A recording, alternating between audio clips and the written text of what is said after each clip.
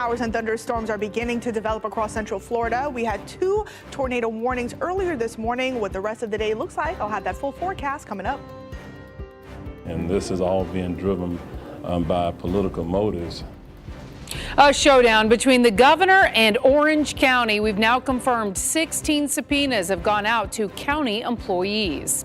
Plus, investigators just gave an update on the kids who lost their lives in a Catholic school shooting. Streaming on clickorlando.com and broadcasting live, you're watching News 6 at 4 p.m. 2 tornado warnings within the past 90 minutes as we take a look at video shot at around 2:30 this afternoon along I-95. The rain so heavy, nearly impossible for drivers to see out there. This is from an FDOT camera near Royal Palms Parkway, that's northwest of Flagler Beach. And check out more gloomy video from one of our photojournalists as he was driving north on I-95. That tornado warning also had students sheltering in place. That has since been lifted. Meteorologist Michelle Morgan joins us now with the very latest. Michelle. Thanks, Lisa. Well, right now there are no tornado warnings in effect for us here across central Florida. And thankfully, I haven't heard of any significant damage, but you saw there for yourself that intense heavy rain, blinding rain, certainly slowed down traffic about 2 hours ago. As we take a look at the radar here, tracking some showers and thunderstorms beginning to develop here across central Florida. Some decent downpours over parts of Volusia County this afternoon, over Pearson, Astor, Conrad. Looking at that intense rain in your area, Cypress Lake Estates heading towards the I-4 corridor. As we head south to Brevard County, looking at intense rain for you all, staying south of Port St. John near Cocoa and Rockledge, and then Ocoee also getting a decent storm in your area. Now temperatures are toasty. We're at 90 in Orlando, 89 in Sanford, 86 in Daytona, and 85 in Palm Coast. Now the rain coverage remains moderate as we go through today, even higher heading into the weekend. We'll talk more about that coming up in my full forecast. All right, Michelle. Thank you. News 6 was first to break the story. The state accusing Orange County employees of possibly tampering with evidence during their DOJ audit. Now we've confirmed 16 subpoenas have gone out to county employees. News 6's Mark Lehman is getting reaction from the county's mayor. Jerry Demings appearing at an event here in Pine Hills where he stressed Orange County is fully cooperating with the state's audit. He also questioned the motives of Florida's CFO, who says he has reason to believe documents are being hidden. You're simply trying to taint the outcome and the public opinion. Orange County Mayor Jerry Demings is denying the claims that his employees are not fully cooperating with the financial audit by Florida's DOJ team. There's not been any direction from myself or any senior leadership to our employees to hide information or any of that. The comments coming less than a day after Florida's governor and CFO announced subpoenas are being issued. That's in response to their suspicion that county employees may have been told to hide documents related to 5 diversity, equity, and inclusion grants. When we started questioning, what we got were some shady answers, some incomplete answers, and what the governor had alluded to, some people were just basically reading off of a script. Demings saying there's no evidence of the allegations. There's something else driving this, and this is all being driven by political motives. Orange is the first county to be subpoenaed by the DOJ team after it began looking into excessive spending by local governments. As that continues, Demings says so will the cooperation. What I would say to all of you is stand by. That will become clearer to you why these attacks are occurring on good, hardworking people here within Orange County. Demings did not specifically say if Orange County will be investigating the state's claims. Ngolia, meanwhile, says digital forensics investigators may be brought in as the subpoena process is happening. In Orange County, Mark Lehman, News 6. He's been on death row for 33 years, and in just 2 hours, a man convicted in a triple murder in Orange County is scheduled to be executed by lethal injection. News 6's Mike Valenti joins us live outside the Florida State Prison, where corrections officials just briefed the media. Mike? Yeah, Lisa, we heard from corrections staff about a half hour ago. They said that they woke up Curtis Wyndham at 5 a.m. this morning and that he's remained compliant, and that he had a last meal today consisting of ribs, baked beans, collard greens, potato salad, ice cream, a slice of pie, and a soda. A jury in 1992 convicted Wyndham of killing Johnny Lee, Valerie Davis, and Davis's mother, Mary Lubin. Wyndham and Davis shared a daughter together, Curticia Wyndham Willingham, who was 9 months old at the time of her father's crimes. We spoke to Curticia earlier today, and she told us she did not learn that her father had murdered her mother and grandmother until she was 12. And by that point, she had already formed a relationship with Wyndham through visits at the Florida State Prison. Curticia says she has forgiven her father for what he did and believes he is not the same man he was on that day in February 1992. Now, both the state Supreme Court and the U.S. Supreme Court have denied Wyndham's appeals for a stay of execution, appeals that argued in part that his trial attorney was not competent enough to handle a death penalty case and suggested the attorney should have entered evidence of mental health issues into the trial. Curticia had her last visit with her father yesterday. It lasted several hours. She told me that he was in good spirits and told her that he is okay as long as she is okay. Do you have any hope left as we get closer to 6 o'clock that his life will be spared? No, I don't have hope because, as I stated earlier, that he's accepted it. And I think he's okay with the decision at this point. Barring an unlikely last-minute reprieve from Governor Ron DeSantis, Curtis Wyndham will become the 11th person put to death in the state of Florida this year. That is the most in any single year in the state since the reinstatement of the death penalty in 1976. Reporting outside the Florida State Prison, I'm Mike Valenti, News 6. Mike, thank you. Investigators say 2 people in a stolen BMW shut down the entire westbound lane on I-4. We told you about this as breaking news at noon. Deputies say they first tracked the stolen car in a neighborhood, and before they could stop them, they took off. A helicopter continued to follow them until they crashed in the Sanford area, 1 mile from Highway 1792. Witnesses told troopers the driver in the BMW was speeding and passing on the shoulder. Then the car ran off the road and hit a sign support pole. Heavy smoke could be seen rising in the woods where that BMW ended up. One of the suspects in the car was ejected while the other was able to crawl out. Troopers say they were taken to a hospital in critical condition. And we do want to take a live look at I-4 right now. You can see traffic is now moving through that area. Deputies say they plan to file grand theft charges against the suspects. A new update within the past few minutes on the mass shooting at a Catholic church in Minnesota. Police say the gunman fired 116 shots in Annunciation Church. Ivan Rodriguez has the latest. And even as we learn more information about what happened and the shooter, one of the biggest questions in this community is why. Our love is greater than that evil. By candlelight, in a gymnasium with a makeshift altar, and on their knees praying before a sidewalk memorial. The people of Minneapolis look for comfort in the aftermath of Wednesday's tragic mass shooting at Annunciation Catholic Church. Incredible images continue to surface, like this one from a parent showing children and staff rushing from the sanctuary minutes after the gunfire ended. That parent, a father of 2 young survivors, praised school officials. The principal stayed so calm at DeBoer, and he was ushering kids out. Principal Matthew DeBoer welcomes community prayers, but is urging for more. But don't stop with your words. Let's make a difference and support this community. Never again can we let this happen. Investigators are focusing on the deceased shooter, 23-year-old Robin Whitman. What we have found so far, unfortunately, is a classic pathway to violence for an active shooter or a mass shooter. Police say they're looking into a manifesto that Westman posted on social media, along with hundreds of other pieces of evidence. This is an individual that harbored a whole lot of hate towards many people. The school has trained for active shooters in the past, and the sanctuary doors were locked during Mass Wednesday. That's when police say Westman improvised. This coward committed this act by shooting from outside the church through the windows. But the biggest question remains, why did this happen? The reality is this is completely senseless and just an unthinkable tragedy. Investigators believe the shooter visited the church weeks ago under the pretext of wanting to reconnect with the Catholic faith at the school that the shooter once graduated from. From that moment, investigators believe he created a detailed map of the church's interior, even drawing what the pews looked like on the inside. And that all led up to the moment investigators say that he posted that manifesto on YouTube when that attack began.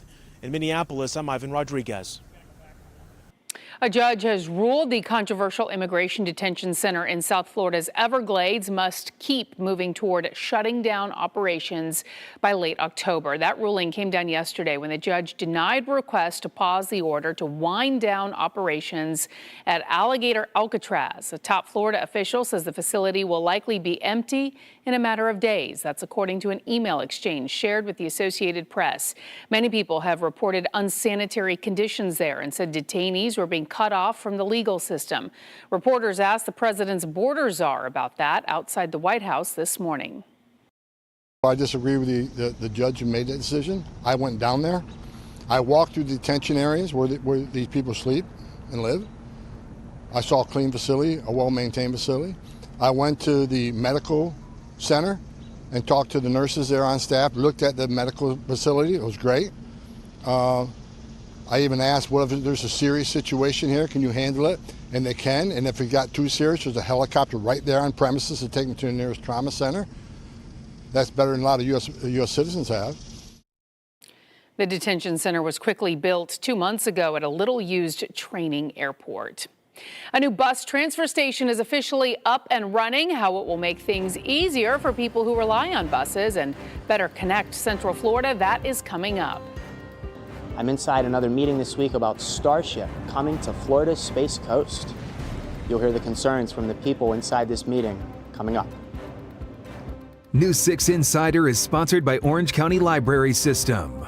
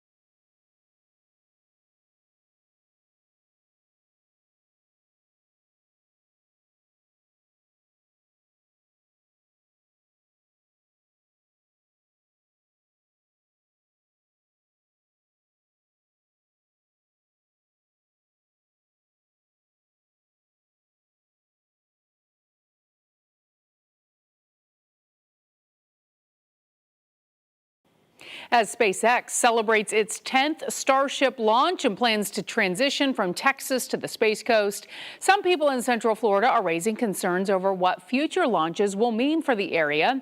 Each launch could close a beach. And as Brevard County community correspondent James Sparvero heard today, people are not happy about that. The people in this room here at the Radisson Hotel in Cape Canaveral are about to watch a presentation from the FAA about Starship, the largest, most powerful rocket in human history, coming to Florida when it's ready. Now, we've known this was going to happen for years.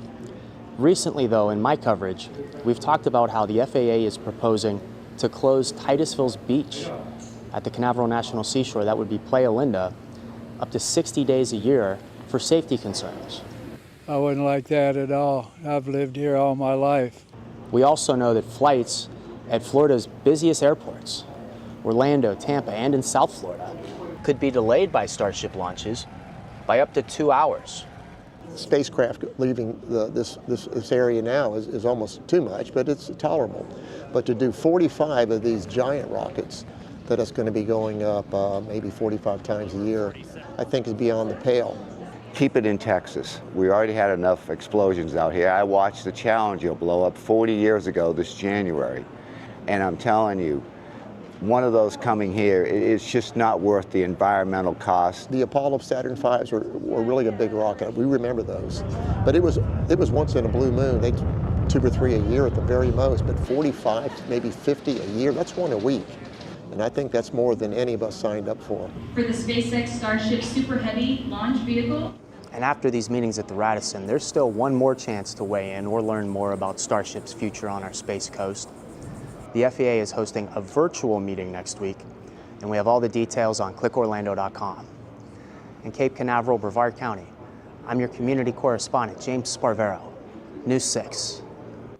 Well, college football is back tonight. UCF is putting a long winning streak on the line. The Knights kick off the campaign against Jacksonville State at the Bounce House tonight. UCF has won its last 9 straight season openers. This will also be the first game with the team's returning head coach, Scott Frost. Kickoff is at 7 o'clock tonight. News 6 will be there. But before that, Sports Director Jamie Say is breaking down everything you can expect from tonight's game. That's coming up on News 6 at 5. Right now, we want to check in with meteorologist Michelle Morgan, who has the forecast for tonight's game. But also, it has been pretty wicked out there in some spots this afternoon. We've been talking a lot about those tornado warnings earlier this afternoon. Yeah, that's right. And I was tracking some intense rain, a lot of lightning within those tornado-warned storms. Now, I'm not tracking any tornado warnings right now, obviously, but still looking at some strong storms moving across Central Florida. Taking you outside here, this is from our Launch Credit Union camera out in Port Canaveral. We have the camera that is pointed to the west. You can see out in the distance, it is looking gloomy. There is a shower, a particular thunderstorm that is heading your way, so make sure you have that rain gear with you. We're at 88 degrees and winds are nice and light with humidity at 66%. Daytona Beach, also pretty much the same scene. Out in the distance, it is looking rainy, those low-lying clouds. We're also looking at a thunderstorm heading your way. So as we take a look at the radar scan here, looking active out to our west of I-95. Here's that particular thunderstorm that I was talking about. We have our showers and storms moving from west to east. So in about, I would say 20 to 30 minutes, heavy rain. You may hear a few claps of thunder heading towards the Daytona Beach area. As I zoom into things here, just for a better look, Pearson, you're okay. You saw some intense rain about 10 minutes ago. DeLand, looking at heavy rain over your area, heading towards I-95. Now over Brevard County, tracking heavy rain that is east of Bellwood as well as Port St. John, and that'll continue to push offshore in about 5 to 10 minutes. Heading into the metro area, most of the shower and storm activity staying south of Orlando, getting a good soaking rain heading towards Dr. Phillips, light showers over Ocoee. And here's why. I'm still tracking a stationary front that is draped over Central Florida, also with the East Coast sea breeze coupled with all of that energy. That's why we're seeing those scattered showers and storms. So here's what you need to know. We're going to continue to see that setup as we go through today, lasting into the holiday weekend. Not a complete washout, but many of us will see or have the opportunity of seeing heavy rain at times. And out in the tropics, there is one spot to watch. There are no tropical concerns for Central Florida.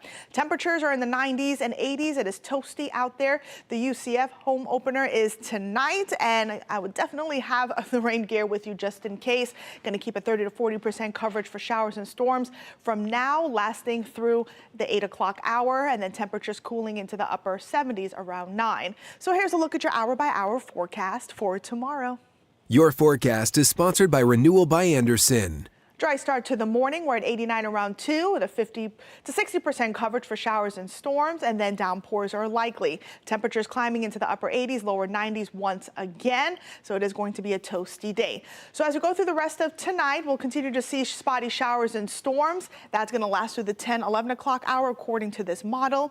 Overnight conditions looking nice and dry. As we kick off our morning, things will be nice and dry for that commute. Then we get that daytime heating coupled with the sea breezes, and then we'll begin to see showers and storms bubble up across central Florida, hit or miss, and then it could get heavy in many locations as well. So just keep that in mind for tomorrow. So the rainfall forecast as we go through the next 5 days or so. This is through Sunday. Many spots picking up between 2 to 3 inches. Those are areas highlighted in yellow. And here's the spot I was talking about. This is closer to the African coast. The wave is expected to move off as we go through closer to Sunday. National Hurricane Center has placed a 20% chance for tropical development in the next 7 days. Here's a look at your 7-day 92 tomorrow. 60% coverage for rain as we head into the weekend. High rain coverage between 70 to 80%, keeping those daytime highs below average in the upper 80s.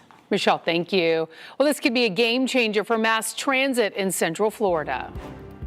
Now there's a way to get out to a palm clip. It kind of consolidates all the problems.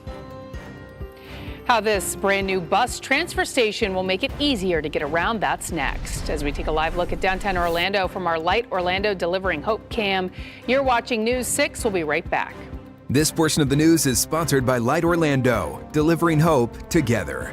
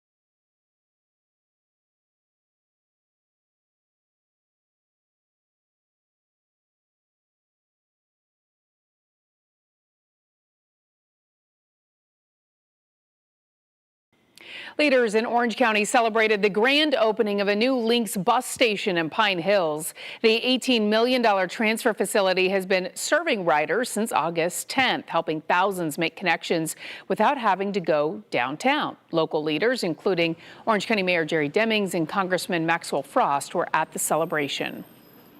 This station is about making sure that folks can get to work on time, kids can get to school, seniors can go to their doctor's appointments without having to spend a lot of money on transportation and save time on their commutes.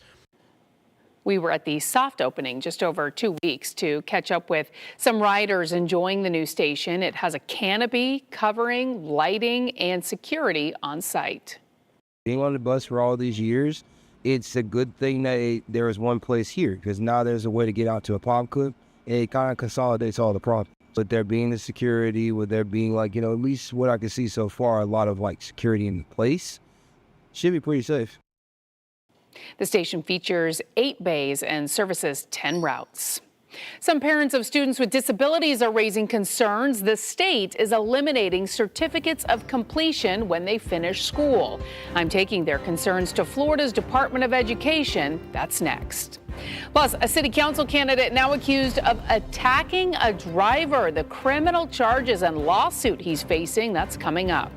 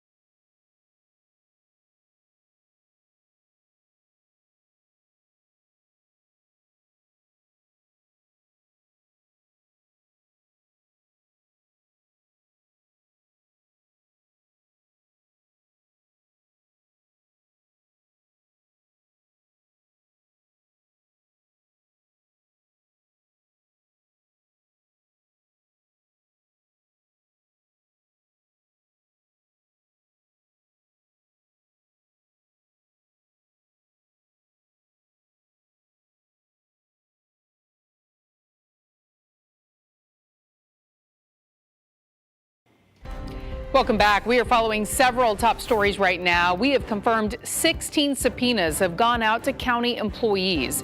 Orange County leaders are firing back after the state accused the county of not being fully transparent when it comes to millions of dollars in spending.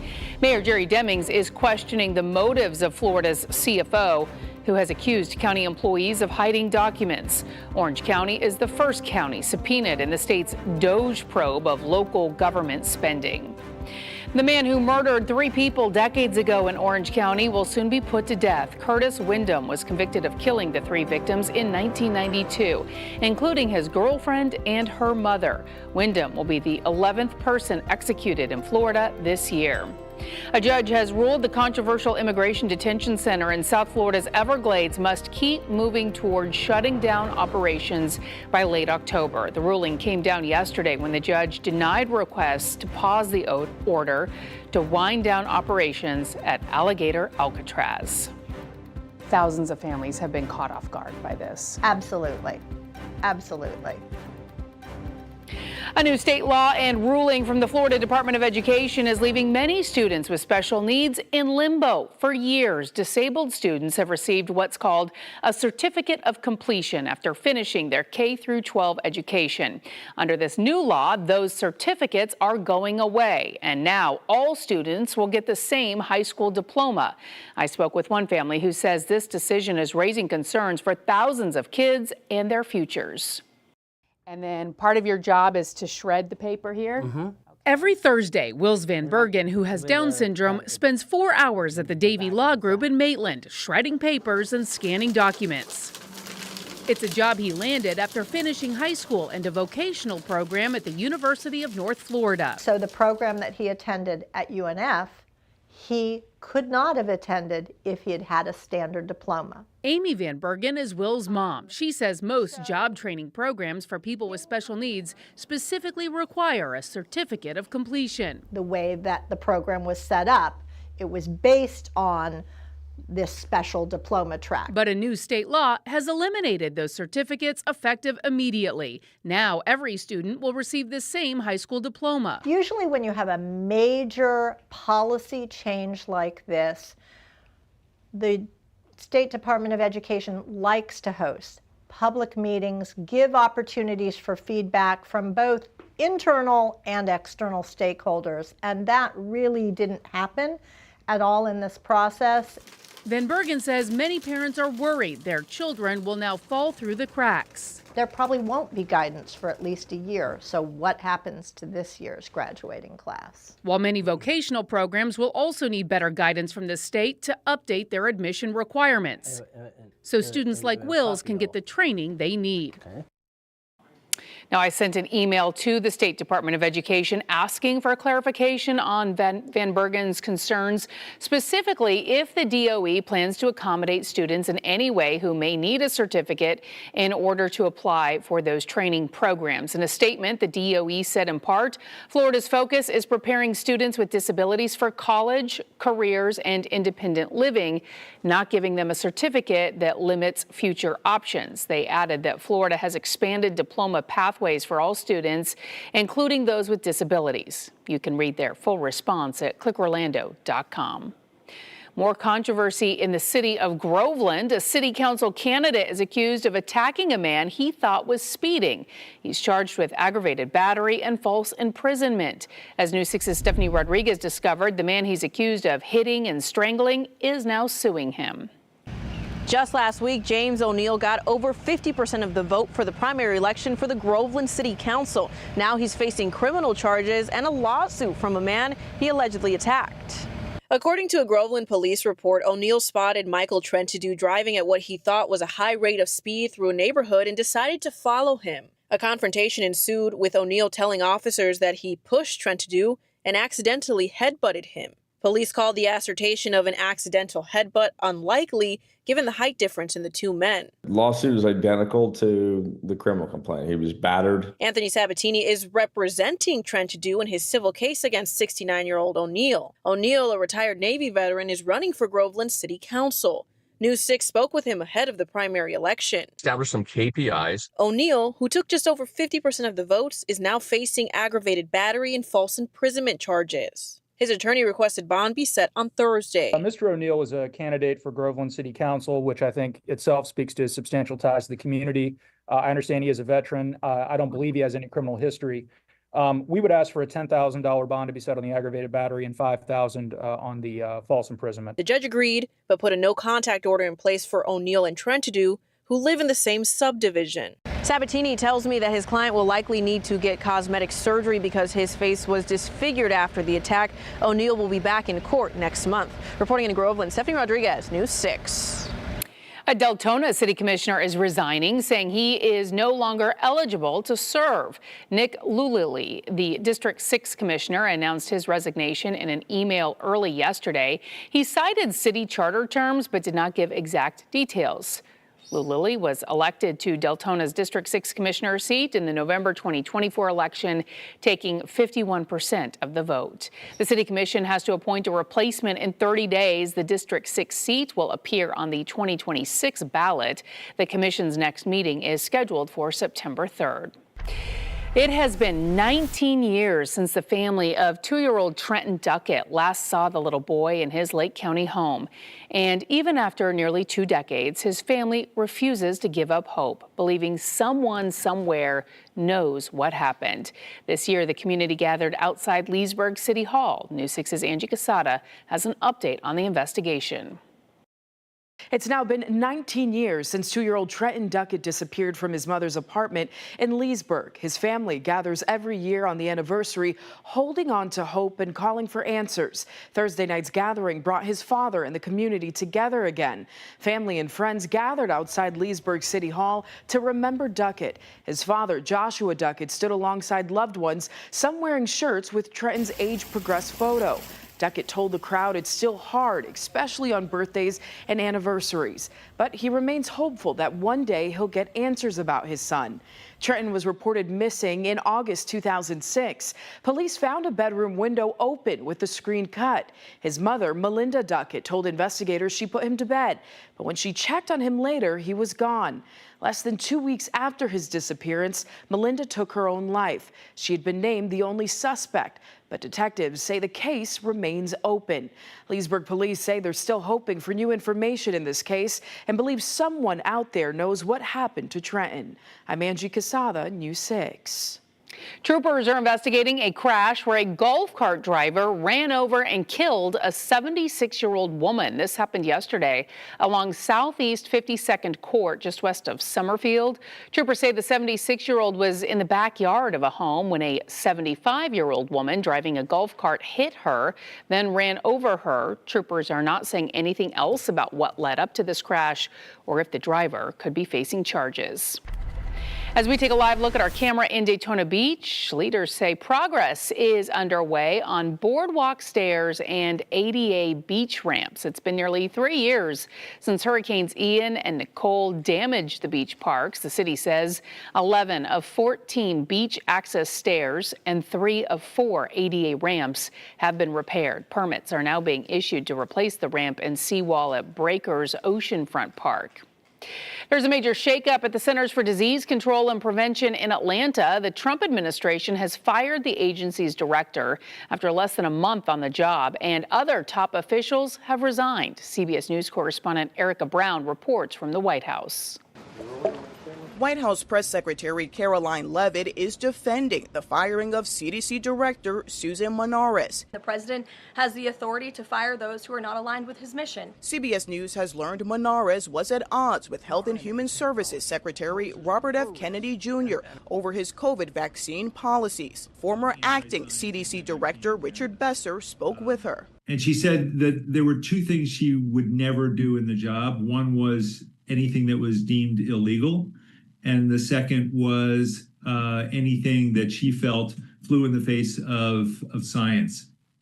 And she said she was asked to do both of those. Attorneys representing Manares says she was targeted after she refused to rubber stamp unscientific, reckless directives and fire dedicated public health experts. Kennedy blamed the CDC while speaking at a news conference with Texas Governor Greg Abbott. The CDC is an agency that is very troubled for a very long time, and anybody who lived through the COVID pandemic and saw all of these bizarre recommendations that were not science-based. 4 other top officials at the CDC have also resigned, saying public health is being weaponized. One of those individuals wrote in his departure statement that he identifies pregnant women as pregnant people. So that's not someone who we want in this administration anyways. The issues came to the forefront after the FDA updated its COVID vaccine recommendations with new restrictions. The White House says the president will nominate a new CDC director soon. Erica Brown, CBS News, the White House. A lot of people are talking about this story in Apopka. A new mural in downtown is stirring some controversy. Take a look. Critics point out it is very similar to another artist's work. The mural can be found on the side of the Domino's Pizza on East Main Street in Apopka. Soon after it was unveiled, an Iowa artist recognized the design, thought it resembled her own mural from 2017. Apopka's Main Street program issued a public apology to the Iowa artist in the community. The group also pledged to compensate her and give her proper credit.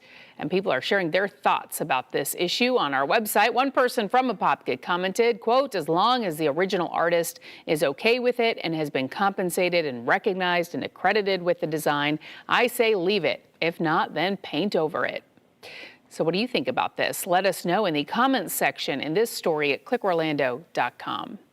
Applications to be a first responder in one local county are pouring in. I'm in the newsroom with a big update and a scheduling change for EMTs and paramedics with Lake County Fire Rescue. We'll tell you how that change is already having a huge impact on the agency's recruitment. It's now 4:41, and I'm continuing to track showers and thunderstorms moving across central Florida. This will continue through majority of the evening, and then rain chances go up even higher heading into our Labor Day weekend. Of course, I have the details coming up. And before we head to break, we have an all-new primetime schedule on News 6 Plus to tell you about. We have a new take on the day's news on News 6 tonight. That's at 9. Go in-depth as we track the tropics and answer your weather questions at 9:30. Then watch the late news an hour earlier. It's all tonight on News 6 Plus. And you can download our streaming app for free. Just search WKMG in your smart TV's app store. It's also available on Roku, Apple TV, and Fire TV.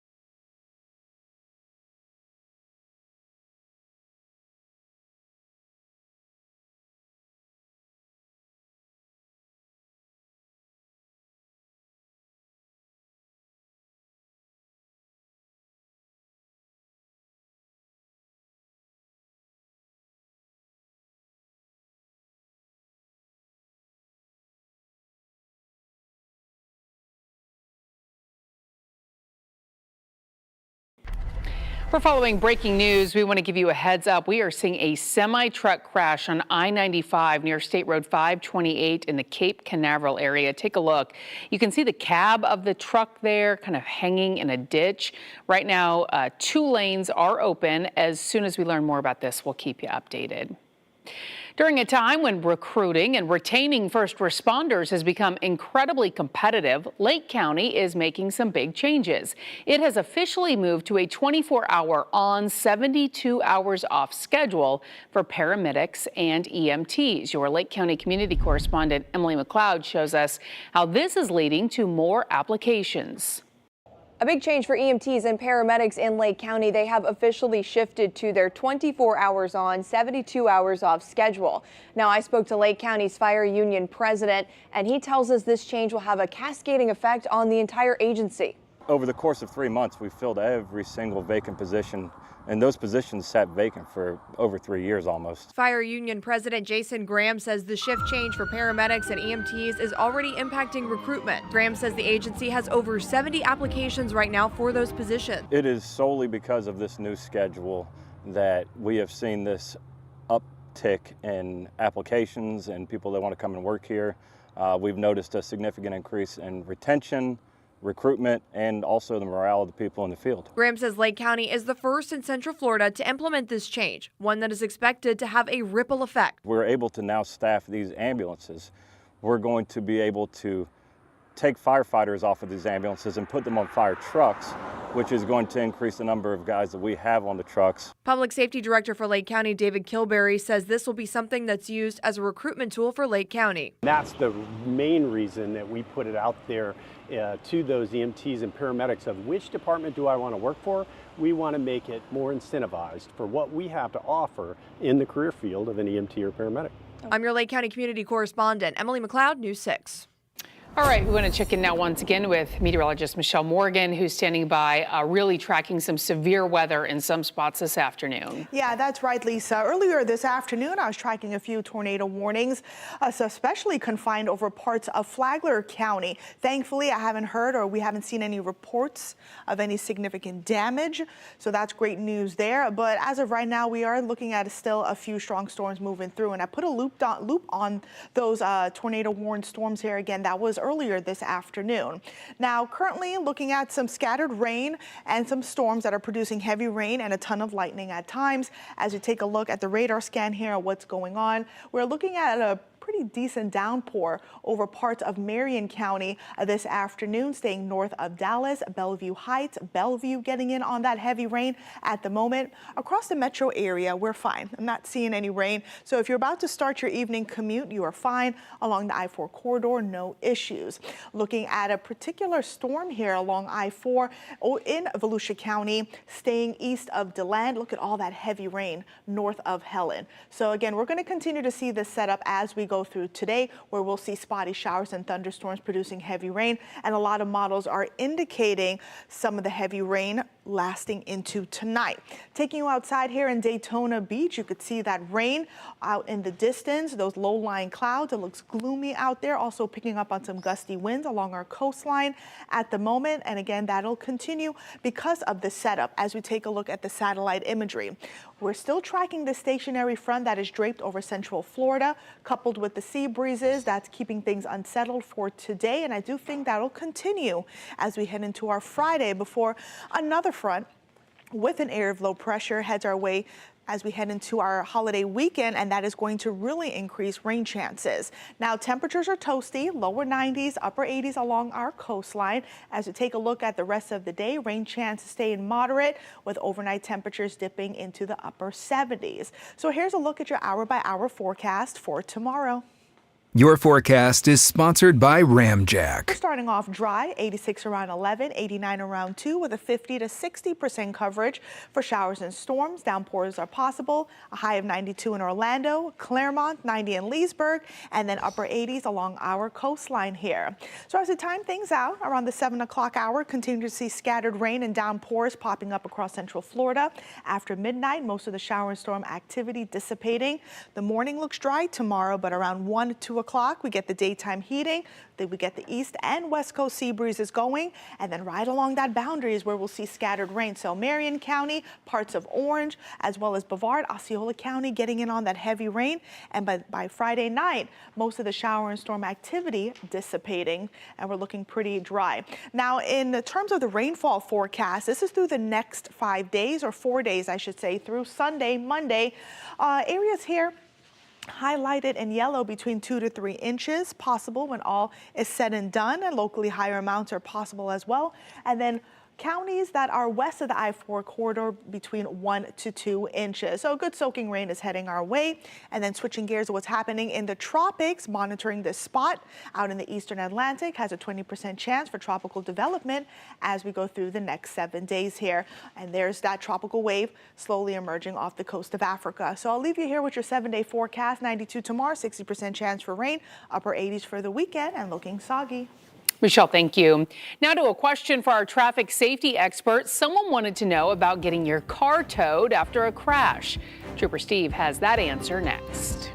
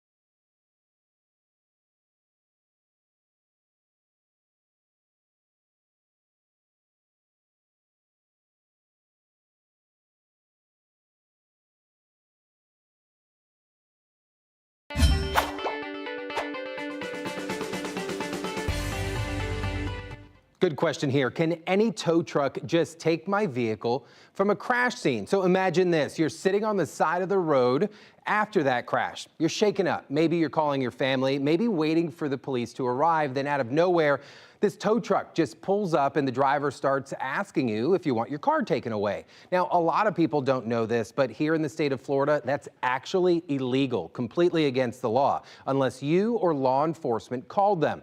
It's what's known as wreck chasing, and the law is designed to ultimately protect you. Why? Because uninvited tow trucks can create more chaos at a crash scene and sometimes even even lead to like predatory practices like sky-high bills or cars being hauled off to faraway lots that you didn't even consent to. So Florida law says only law enforcement or the vehicle's owner can request a tow. Many agencies even have like an official rotation list of trusted tow companies, so you don't have to worry about being taken advantage of in a stressful moment. So remember, if you ever find yourself in a crash and a random tow truck just shows up, you are not required to say yes, you are in control, and if you didn't call them, they're not supposed to be there. If you got a traffic safety question you want me to answer it, head on over to clickorlando.com/AskTrooperSteve. News 6 at 5 is up next. Anchor Matt Austin is in the newsroom with what's ahead. Our community correspondents are also looking into your concerns. So when we heard about a bus stop issue in Flagler County, we went digging. What we found was a complete safety overhaul is on the way. We'll have those details coming up after the break. Plus, as FDOT and communities paint over crosswalks across the state, why some painted stretches of road may be able to stay as is. And we're following some breaking new details about those subpoenas the state is issuing to Orange County employees. What specific information the state is looking for. The forecast is only minutes away. Don't forget, you can stream all of our newscasts and live cameras like this look out at Daytona Beach for free anytime on News 6 Plus. We'll be right back.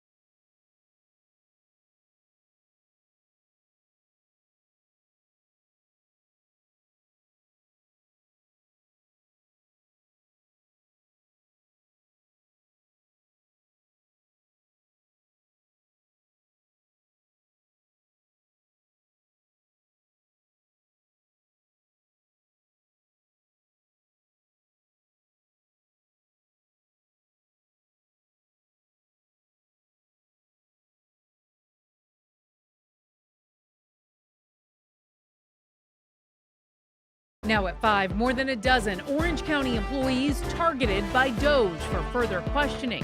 We'll tell you what they are looking for. Plus, with crews across Central Florida painting over crosswalks, we're looking into why some road paintings might be okay. And later, we're a couple hours away from kicking off a new season of UCF football. We'll preview tonight's highly anticipated game. You're watching News 6 at 5. Some breaking news out of Orange County is how we're going to start this thing, where deputies say they are investigating 2 bodies found inside a home. Deputies found the bodies while they were performing a welfare check at a home on Courtney Chase Circle. It's near Endeavor Elementary in the Hunters Creek area. That's where the 417 meets the Turnpike. Investigators say both suffered signs of trauma. They were pronounced dead at the scene. We're working to get some more information. Stay with News 6 on air and online for the latest. We're also following more breaking news. We want to give you a heads up. We are seeing a semi-truck crash on I-95 near State Road 528 in the Cape Canaveral area. You can see the wheels of the cab sticking up out of a ditch there. Right now, 2 lanes are open. This looks like a different Florida Department of Transportation cam for us. As soon as we learn more about that crash, we'll keep you updated. Well, 2 tornado warnings in parts of Flagler County earlier this afternoon. Yeah, the roads were a mess out there, especially along I-95 near Crescent City around 2:30 when that first warning came down this afternoon. Meteorologist Michelle Morgan joins us now. So, Michelle, how are things looking out there right now? I'm still tracking storms here across Central Florida, Lisa, but it was certainly an active start to our early afternoon. I want to put a loop on things. Again, we had 2 tornado warnings that were issued, both for Flagler County. The second one here clipping Flagler County because of those intense thunderstorms.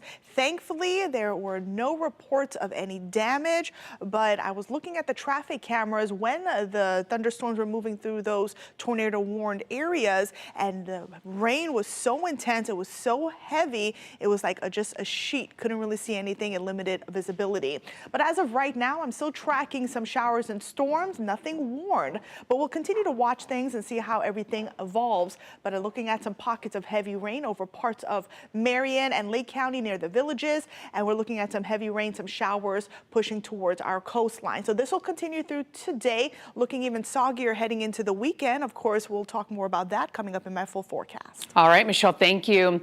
We're also continuing to keep a close eye on a story that News 6 brought to you as breaking news yesterday afternoon before anyone else. Yeah, the state accused the county of hiding information during their Doge audit. Today, News 6 confirmed 16 employees received subpoenas. News 6's Troy Campbell is live in Orange County for us. So, Troy, what are you learning?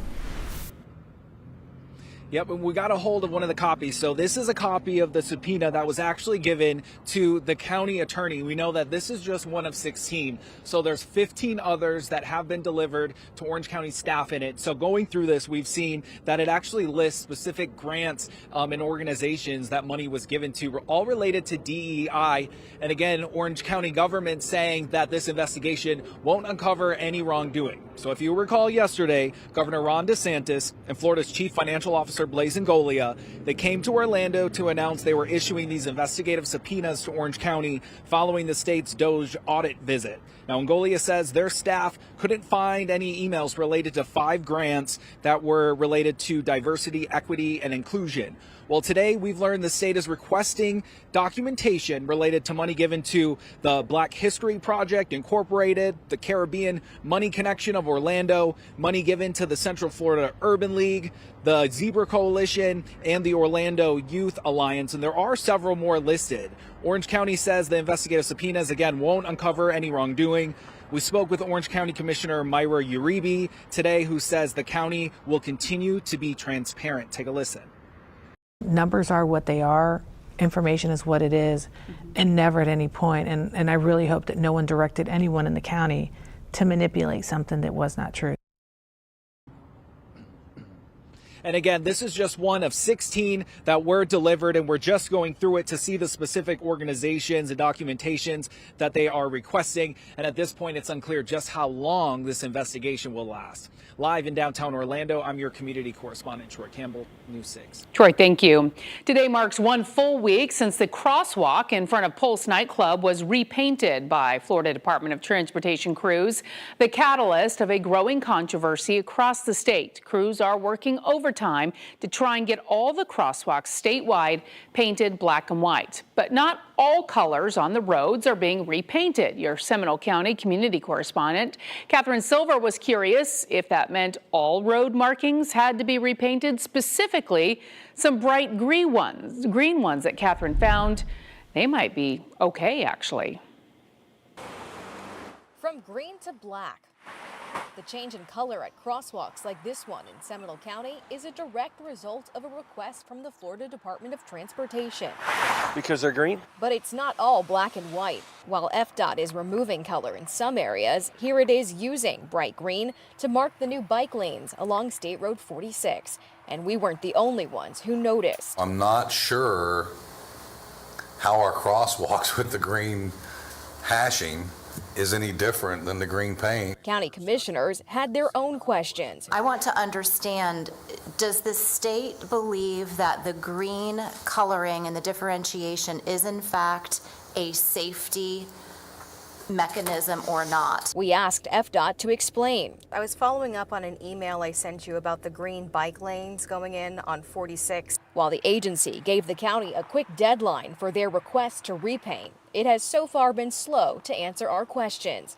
Commissioners shared their own understanding of the updated guidance. The sides of the roads the state perceives with their new code as being exempt.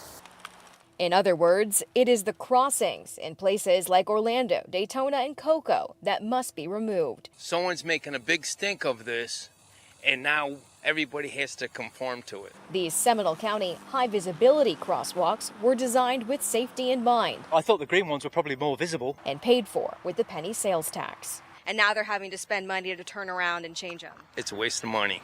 I think we owe it to our taxpayers to have a clear, especially during this budget season, clear understanding this is yet another cost that's falling on our taxpayers, that we just spent money following the state's protocol, that we're turning right around and spending more taxpayers' dollars to reverse that. The county manager says he is keeping track of exactly how much they're spending to remove the green. And there is an appeal process through the state. Ultimately, it would be up to commissioners to decide if that's an avenue they want to pursue. It's likely it's just cheaper to comply. In Seminole County, I'm Catherine Silver, News 6. Well, 33 years after a jury convicted him of killing his girlfriend, her mom, and another man, Curtis Windham is slated to be executed tonight via lethal injection. News 6's Mike Valenti is at the Florida State Prison to witness the execution, and earlier today spoke with Windham's daughter, whose mother was one of his victims. Curtisia Windham Willingham visited her father for the last time Wednesday and told us that he's accepted his fate. He was in good spirits. We laughed, we talked.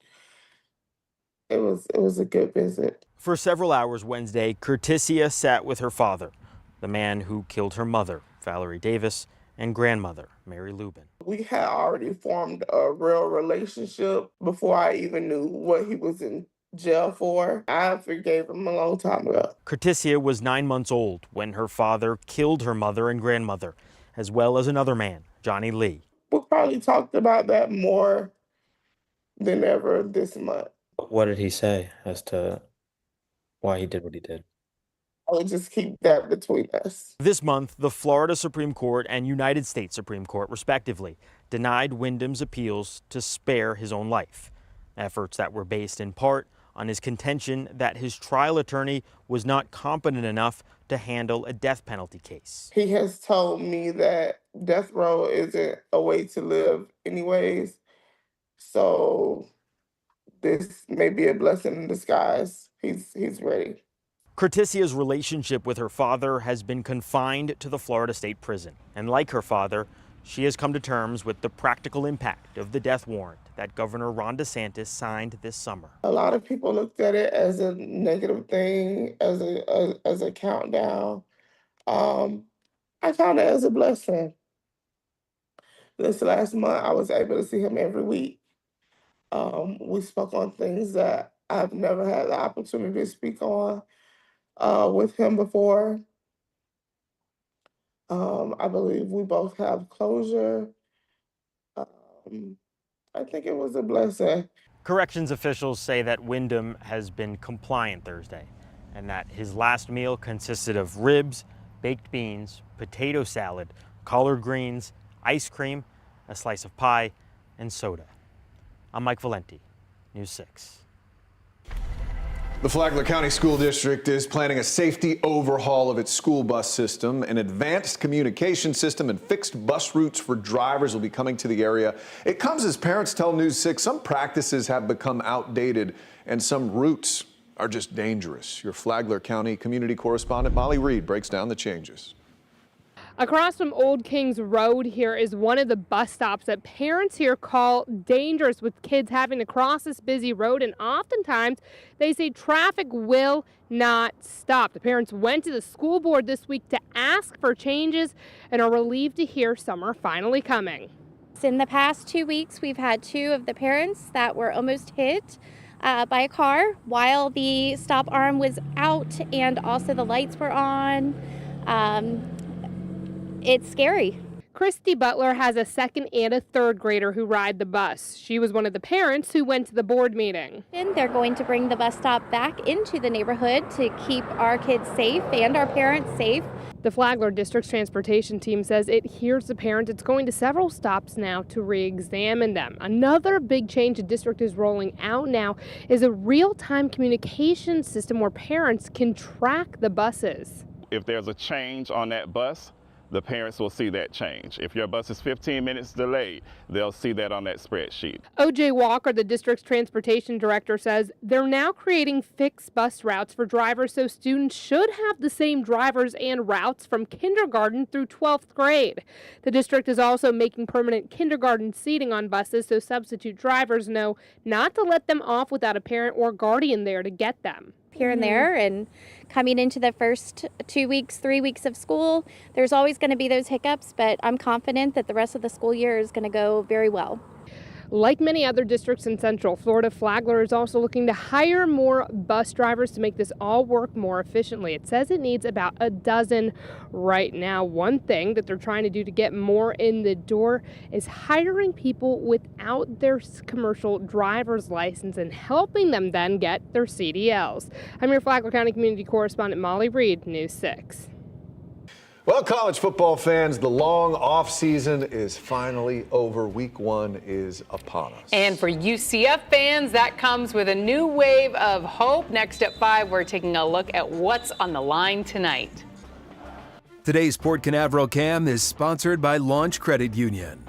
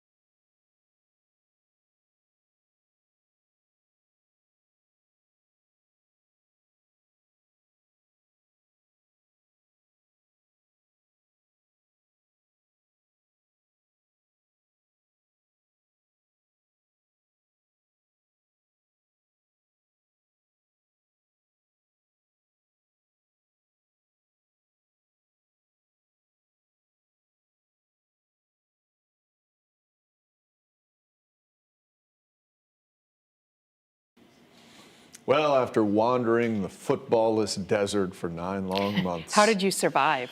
It was tough. I ate my feelings. UCF fans only have a couple hours left until the Knights take the field. Once again, they are back. UCF goes against Jacksonville State tonight. They are out of Alabama. It is at 7 o'clock. And there is a lot of hype, in case you haven't noticed, around the Knights this season, with a familiar face returning to lead the helm. But they do not have a cupcake tonight. Sports director Jamie Say joins us now from the Bounce House ahead of kickoff tonight. Jamie?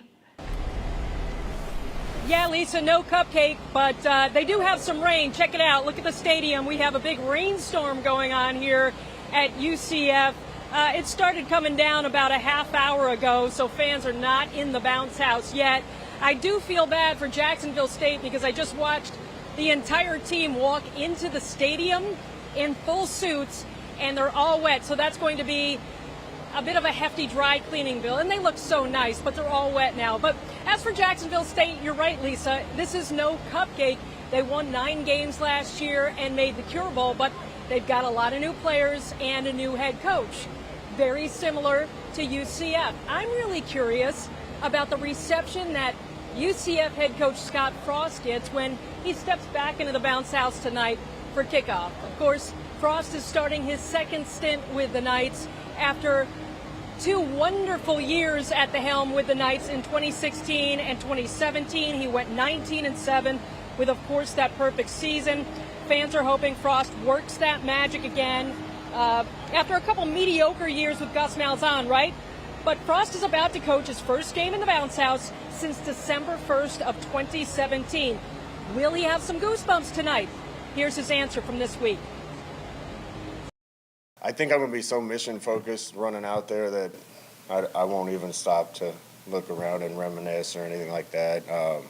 At some point I probably will, and it'll be great to be back there, but you know, it's time to go to work, and it's time for business when we're running out on the field, and I'll probably be more in tune with who won the coin toss, who's on offense, who's on defense, and our first few plays of offense when we get it.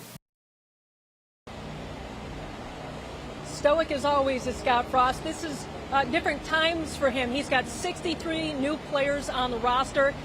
The starting quarterback, Cam Fancher, is new to UCF as well. But these Knights will try to continue a trend that actually started under Frost back in 2016. They haven't lost a season opener since 2015, the year before Scott Frost got here. Okay, so here's another look at the rain. Hopefully it lets up soon. Scheduled kickoff is 7 o'clock. I'm going to see you at the next hour at 6, and by then I'm sure my hair will explode because of all the humidity and rain.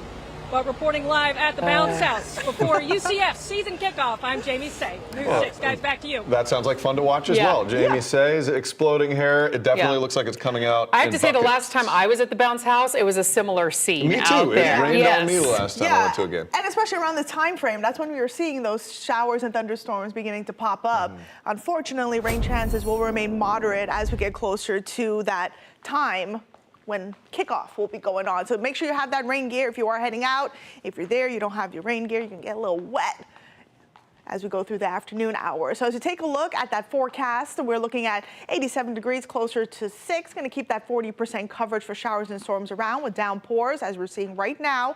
Lower 80s around 8 for the game, 30% chance, and then drying out as we get closer to 10 under clear skies.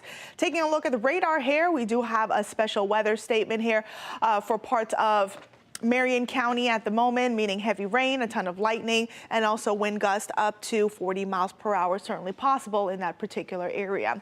Looking at scattered rain here, that's getting closer to the I-95 corridor, all thanks to that west coast sea breeze. And look at all of that rain over parts of Volusia extending into Orange County. So we'll continue to see this setup as we go through the rest of the evening with hit or miss storms. And here's why. We're still tracking that stationary front draped over central Florida, of course, coupled with the sea breezes, excuse me. We'll continue to see showers and storms pop up as we wrap up our Thursday going into our Friday. So here's what you need to know right off the bat. Scattered showers and storms are likely as we go through the next several days. And talking about days heading into the weekend, we are looking at a soggy weekend ahead. It's Labor Day weekend. A lot of people will be having some plans outdoors, so you definitely want to make sure you have the rain gear nearby. And I am monitoring one spot out in the eastern Atlantic. There are no tropical concerns for Central Florida. Taking a look at the temperatures, many spots saw rain, and you can clearly see where. We're in 78 degrees in DeLand and Sanford, saw good soaking rain, 82 in Titusville, and 84 degrees out in Cocoa Beach. So here's a look at your hour-by-hour forecast for tonight. Your forecast is sponsored by Payne Law. This forecast featuring my pet of the hour. This is Leo, cute little chinchilla from Orlando, just hanging out with his owner. Of course, you can send in your pics to me on clickorlando.com/pins, and I will feature them. Rain chances moderate through the evening and then letting up as we go through the overnight hours for Orlando. Highs tomorrow, lower 90s, upper 80s along our coastline. It'll be a toasty and humid day. Taking a look at the timing of the showers and storms as we wrap up the evening, continuing to see spotty showers and downpours popping up, stopping the clock at 10. Scattered rain possible for parts of Orange and Flagler and Volusia counties. And then heading into Friday morning, it'll be a dry start to our morning, but definitely have the umbrella with you because once again, showers and thunderstorms are possible for many locations across Central Florida. Heading into the 7 o'clock hour, lingering rain is possible for parts of Brevard, Orange, even Marion County with good soaking rain, and then light showers persisting over our northern zones. That includes Flagler, Volusia, and Marion counties. Now, as we take a look at the excessive rainfall outlook, a marginal risk for a good chunk of Central Florida, highlighted in green, meaning those areas could pick up between 1 to 2 inches, even locally higher amounts. And that could lead to localized flooding, minor flooding in those low-lying areas. There's a look at your 7-day, 92 tomorrow, 60% coverage for rain. Heading into the weekend, upper 80s with a 70 to 80% coverage for rain. And we're still in the upper 80s as we head into Labor Day. Michelle, thank you. After the break, how one Florida community's own superhero helps save the day.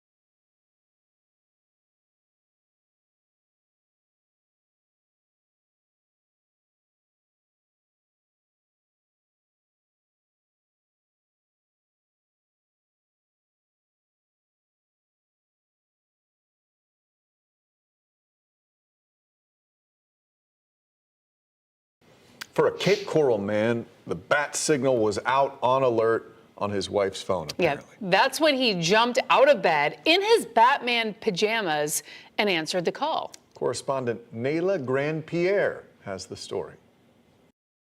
I was sleeping and my wife was coming out of the bathroom and she noticed an alert on the phone. At 2 a.m., Kyle Mavette jumped out of his bed in his Batman pajamas, got in his truck, and drove around his southeast Cape Coral neighborhood.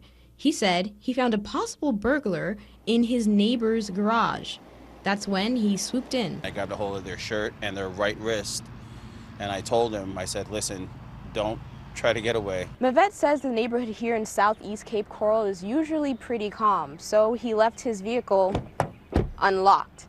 That's how the suspect was able to steal more than $800 worth of personal items from both him and his neighbor. Police showed up quickly after and arrested Justin Schimple. They say he'd taken 2 pairs of Ray-Ban sunglasses, a wrist wallet, and more than $500 worth of gift cards. This is a crime of opportunity. People are leaving their doors unlocked so people can get inside and steal their items. Contractor by day, hero by night. I don't have a Superman pajama because he's kind of, if you're impervious and invincible, you're not really brave. Wow, I have so many questions. He still sleeps in Batman pajamas. That's one question. Still to come, how one woman is working to keep kids safe on their way to and from school.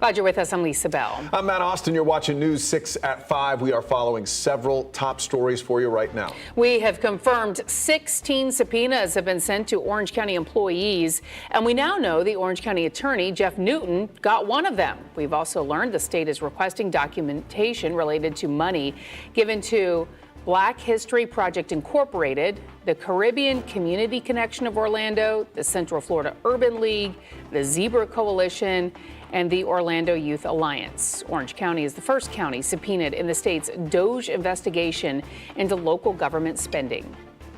There's a semi-truck crash on I-95 near State Road 528 in the Cape Canaveral area. You can see crews trying to get a truck off the road. I actually don't think that's the right shot. But the lanes are back open right now. As soon as we learn some more, we'll keep you updated. In Orange County, deputies say they're investigating after 2 bodies were found inside a home. This happened just after 10 this morning at the Courtney Chase apartment homes. Deputies were performing a welfare check at a home when they found a man and a woman dead. Investigators say both had signs of trauma.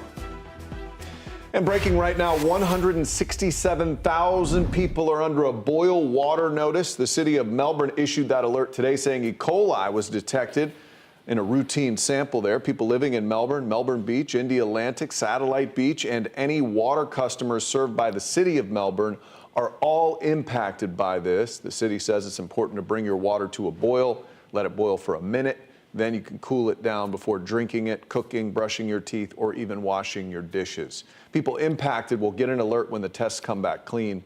The city thinks that'll be about 2 days. Could be a long 2 days. Look for updates on clickorlando.com. At a time when recruiting and retaining first responders has become incredibly competitive, Lake County is making some big changes to bring more people to their agencies. The county has officially moved to a 24 hours on, 72 hours off schedule for paramedics and EMTs. Your Lake County community correspondent Emily McLeod shows us how the change is already making a difference. A big change for EMTs and paramedics in Lake County. They have officially shifted to their 24 hours on, 72 hours off schedule. Now, I spoke to Lake County's fire union president, and he tells us this change will have a cascading effect on the entire agency. Over the course of 3 months, we filled every single vacant position, and those positions sat vacant for over 3 years almost. Fire Union President Jason Graham says the shift change for paramedics and EMTs is already impacting recruitment. Graham says the agency has over 70 applications right now for those positions. It is solely because of this new schedule that we have seen this uptick in applications and people that want to come and work here. We've noticed a significant increase in retention, recruitment, and also the morale of the people in the field. Graham says Lake County is the first in Central Florida to implement this change, one that is expected to have a ripple effect. We're able to now staff these ambulances. We're going to be able to take firefighters off of these ambulances and put them on fire trucks, which is going to increase the number of guys that we have on the trucks. Public Safety Director for Lake County, David Kilberry, says this will be something that's used as a recruitment tool for Lake County. That's the main reason that we put it out there to those EMTs and paramedics of which department do I want to work for. We want to make it more incentivized for what we have to offer in the career field of an EMT or paramedic. I'm your Lake County community correspondent, Emily McLeod, News 6. As SpaceX celebrates its 10th Starship launch and plans to transition from Texas to the Space Coast, some people in Central Florida are raising concerns over what future launches will mean for the area. Each launch forces the closure of beaches, and as Brevard County community correspondent James Barbero heard today, neighbors are sounding the alarm the beach may be closed for almost a sixth of the year. The people in this room here at the Radisson Hotel in Cape Canaveral are about to watch a presentation from the FAA about Starship, the largest, most powerful rocket in human history, coming to Florida when it's ready. Now, we've known this was going to happen for years. Recently, though, in my coverage, we've talked about how the FAA is proposing to close Titusville's beach at the Canaveral National Seashore, that would be Playa Linda, up to 60 days a year for safety concerns. I wouldn't like that at all. I've lived here all my life.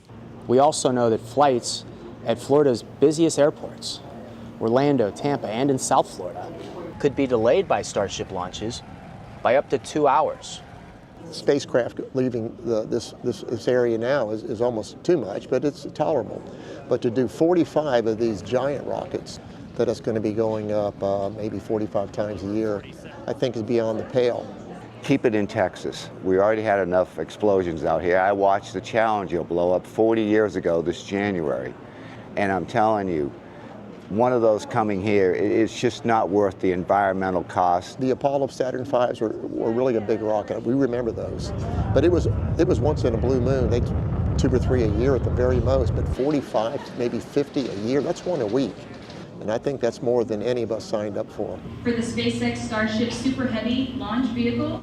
And after these meetings at the Radisson, there's still one more chance to weigh in or learn more about Starship's future on our Space Coast. The FAA is hosting a virtual meeting next week, and we have all the details on clickorlando.com. In Cape Canaveral, Brevard County, I'm your community correspondent, James Sparvero, News 6. Leaders in Daytona Beach say work is progressing on boardwalk stairs and ADA beach ramps. It's been almost 3 years since Hurricanes Ian and Nicole damaged the beach parks. The city says 11 of 14 beach access stairs and 3 of 4 ADA ramps have been fixed. Permits are now being issued to replace the ramp and seawall at Breakers Oceanfront Park. Well, it's like, okay, let's be more proactive now. An Orange County woman is continuing to press the school district to get ahead of a potential safety concern on the road. E-bikes and e-scooters are becoming a more popular option to get kids to and from school. And while they can be convenient, they can also be dangerous. Recent studies have shown how more than 20,000 people are hurt on e-bikes every year. News 6's Stephanie Rodriguez is learning what one woman wants school leaders to start doing. Just 2 weeks ago, a 14-year-old in Volusia County was hit by a car while on his e-bike. That's just one of the reasons one Orange County woman is pushing for increased safety education for children who use them to get to and from school. I was just flabbergasted at how often I was almost struck by e-bikes. The more Linda Sibley ran during the early morning hours, the more she noticed kids on electric vehicles, often speeding, without helmets, or texting while driving. These kids are flying, and they're not even slowing down. They're not even looking to see if a vehicle's coming their way or whatever, because they're on the phone. That's why she started this petition to create an electric vehicle safety course for Orange County students. She's now asking the county board to make it a requirement. We need to have one of the commissioners step up and sponsor it, get staff involved, and do an ordinance. Sybil feels Orange County can follow the lead of other states like California that already have a course in place to reduce accidents and fatalities. They're so fast that not only should the child know all the laws, all the safety regulations, but the parents should have to know them as well. So it's all about being proactive and keeping everybody that's on the bike trails and sidewalks safe. I believe over time, as the parents are trained in this, that they will be training the younger siblings and their extended family about, you know what, I took this course and did you know? And share that information. Sibley would want there to be some kind of proof to show that the children and their parents passed this course, like a sticker or an ID that they can put on their electric vehicles. She feels this would help enforce the mandate and also identify children in case of an accident. Reporting in Orange County, Stephanie Rodriguez, News 6. More controversy surrounding the Groveland City Council. A candidate running for one of the seats is now accused of attacking a man who he thought was speeding. Last week, James O'Neill took just over 50% of the vote during the primary election for the Groveland City Council District 4 seat. But a Groveland police report says days later, O'Neill spotted a man driving at what he thought was a high rate of speed through a neighborhood and decided to follow him. A confrontation ensued with O'Neill telling officers he, quote, pushed the man and accidentally headbutted him. Police called the claim of an accidental headbutt unlikely, given the height difference in the two men. Anthony Sabatini is representing the driver in his civil case against O'Neill. Lawsuit is identical to the criminal complaint. He was battered. O'Neill appeared in court today, and a judge set bond for both charges. He's due back in court next month. Now, the seat O'Neill is running for was held by former Groveland City Councilwoman Judith Fike. The city council tried to remove her last month after Groveland's vice mayor brought up several social media posts allegedly written by Fike that the vice mayor called hateful and racist. Fike maintained some of the posts were not written by her. A judge ruled the council did not have the authority to remove Fike, but she finished a distant third in that primary election earlier this month. Florida regulators have approved proposals for private insurers to take tens of thousands of policies from Citizens Property Insurance after hurricane season passes. Last week, 5 insurers were approved to assume up to 90,000 policies in November and December. This follows earlier approvals for 9 companies to take over 400 policies starting in October. Now, the exact number is unclear as these are maximums. The insurance commissioner says the orders are a part of a depopulation program that's just basically designed to reduce the size of Citizens. We're trying to de-risk consumers from having to face an assessment due to effectively an insolvency from Citizens where it couldn't afford to pay the claims it had. And so depopulation of Citizens is a great tool to do that. State leaders have tried to reduce the size of Citizens, at least in part because of concerns about financial risk if Florida did get hit by a major hurricane or multiple hurricanes. Still to come, one Central Floridian is gearing up for a big contest coming up, but her road to get to this point was far from easy. The message she has for others about fitness. Michelle. And scattered rain and thunderstorms are on the radar this afternoon. More showers and storms are on the way as we head into our holiday weekend. Of course, I'll have the details coming up in a bit. And another drawing with no lottery winner. So how much the next massive jackpot is going to be worth? Take a break from those summer reruns. Try out the all-new primetime schedule on News 6 Plus. We have a new take on the day's news on News 6 tonight. That's at 9. Go in-depth as we track the tropics and answer your weather questions with our meteorologists at 9:30. Then watch the late news an hour early. It's all tonight on News 6 Plus. And you can download our streaming app for free. Just search WKMG in your smart TV's app store. It's also available on Roku, Apple TV, and Fire TV.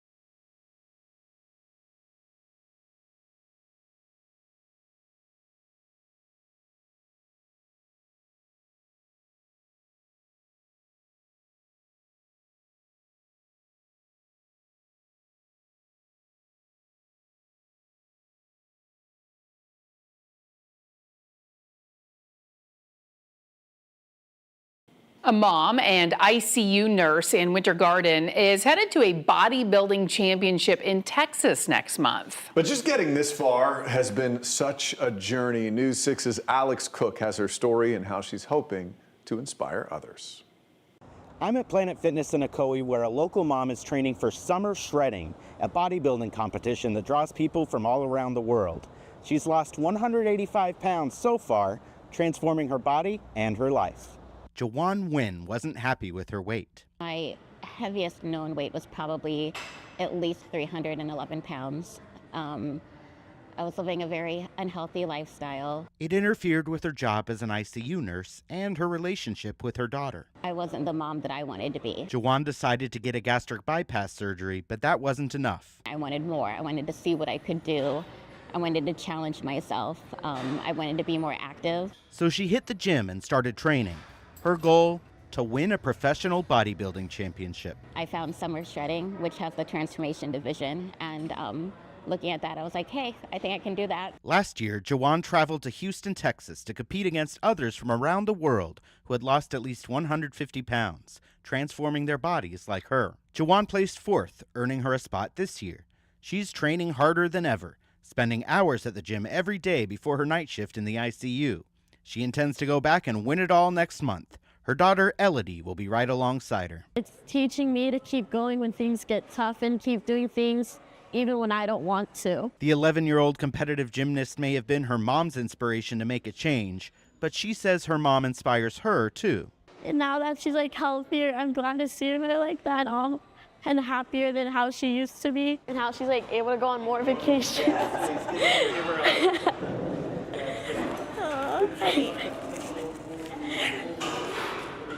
I love you. I love you too. I think my advice to anybody is that it's never too late. You know, it's never too late to take that one first step. Alex Cook, News 6. How inspirational. What a transformation there. And when you have such a sweet daughter like that and you know the difference that it's going to make. They Absolutely. look just alike, They're too. So cute.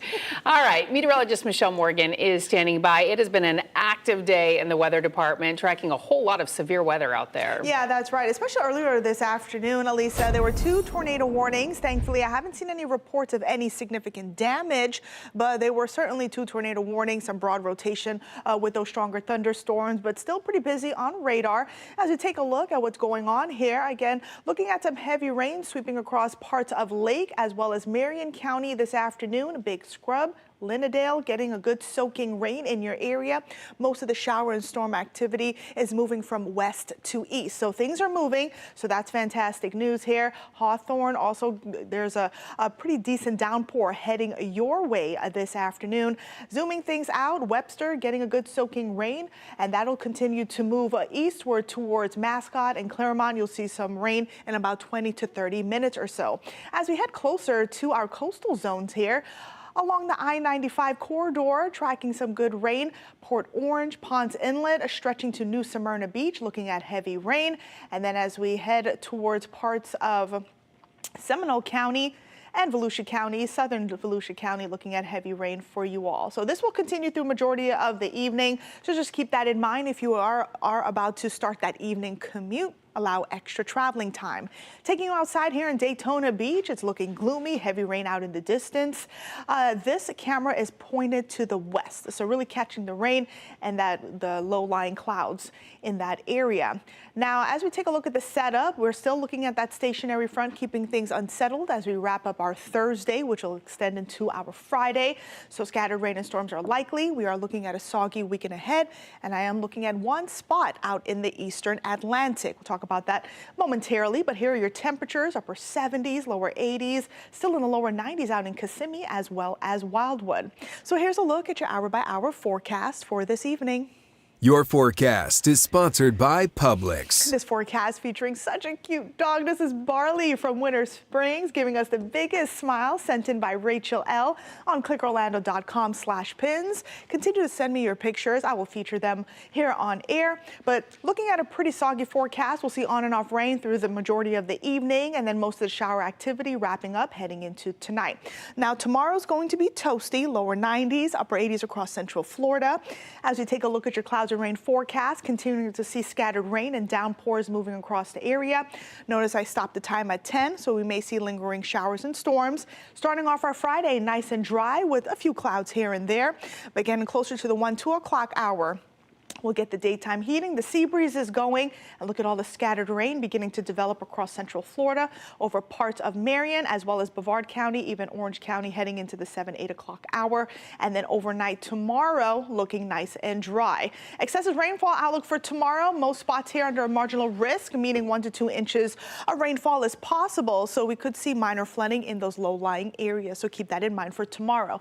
I'll leave you with your 7-day. 92 tomorrow, 60% coverage for rain, upper 80s this weekend, between a 70 to 80% coverage for rain and storms, still in the upper 80s as we head into Labor Day with scattered showers and storms possible. All right, Michelle, thank you. Well, after the break, sure, $1 million would be nice, but how about almost $1 billion? How much the next Powerball jackpot is sitting at? A local city cutting a ribbon on a brand new road. What this will do for drivers, providing a shortcut, and how leaders feel this will provide a new future. Plus, rain chances going up just in time for the weekend. I'll have your forecast every 10 minutes. We'll see you for News 6 Mornings starting at 6.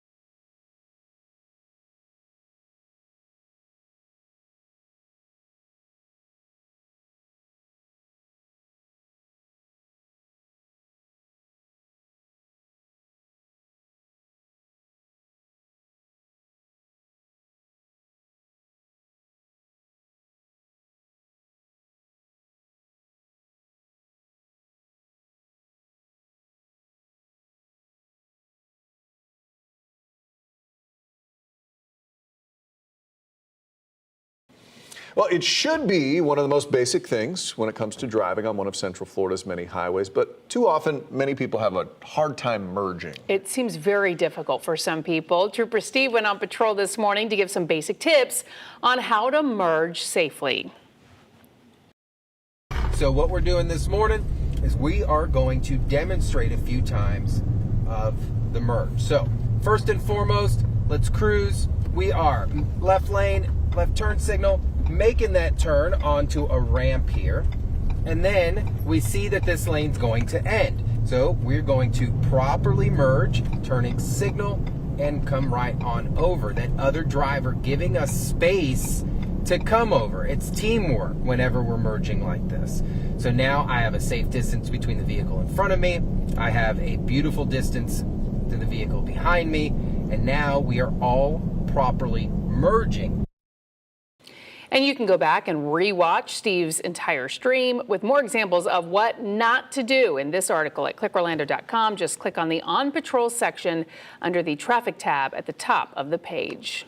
Hit the road with Trooper Steve on patrol weekday mornings at 10 live on News 6 Plus streaming app for your smart TV or clickorlando.com. Well, if you've been waiting to try your luck at a big payday, now may be the time. It's big yet again. No one won last night's Powerball drawing, bringing that estimated jackpot for tomorrow's drawing to $950 million. Not quite a full billion, the sixth largest in the game's history. Taking the cash option would result in about $430 million for a payday. It's been about 3 months since anybody has claimed the jackpot, but we're going to have much more for you. We'll let you know what happens with that particular jackpot. And you can see if your ticket is the winner right here on News 6. Catch the next Powerball drawing on News 6 at 11 Saturday night. Here's what we're working on for News 6 at 6. A death investigation in Orange County. 2 people found dead inside a home during a welfare check. What we're learning about that.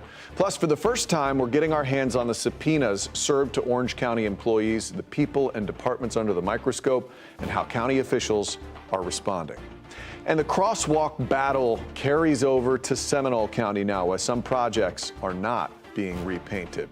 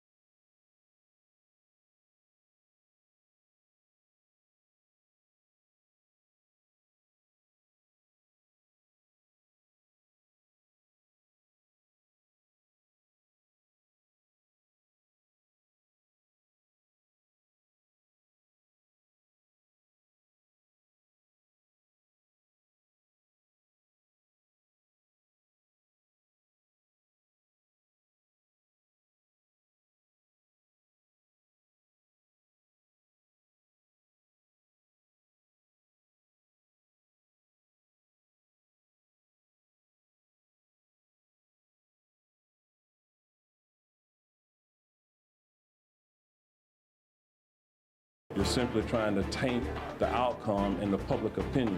Orange County firing back. The mayor making comments a day after subpoenas were issued on county workers.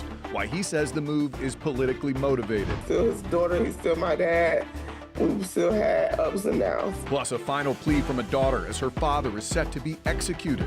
And as Seminole County receives direction from FDOT to change some crossings like this one back to black, we're asking why the bike lanes in this state project are going in green. News 6 at 6 starts now.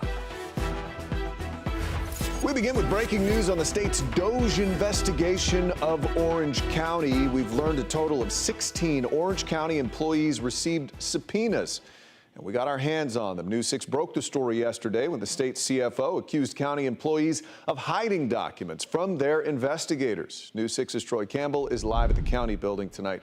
Troy, you're going through those subpoenas right now. What have you learned?